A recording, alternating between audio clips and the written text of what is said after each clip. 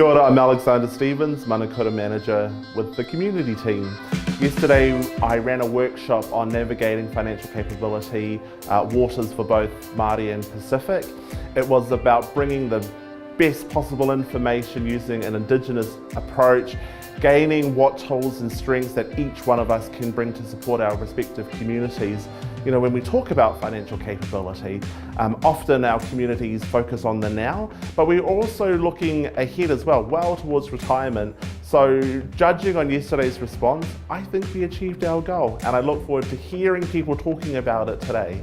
This workshop's going to be really helpful for the community that we work with, because what it's able to give us is a lot of information around how we value ourselves as being Māori and how we can take that into building financial capability within whānau. I think we often look at financial capability as something that sits outside of our culture, but coming to this workshop, what it's really given me is that actually we already do it. We already have this unique ability around financial capability. It's about just trusting in that, and how do we kind of translate that for our community so that we're building it in a way that has meaning and value for our community.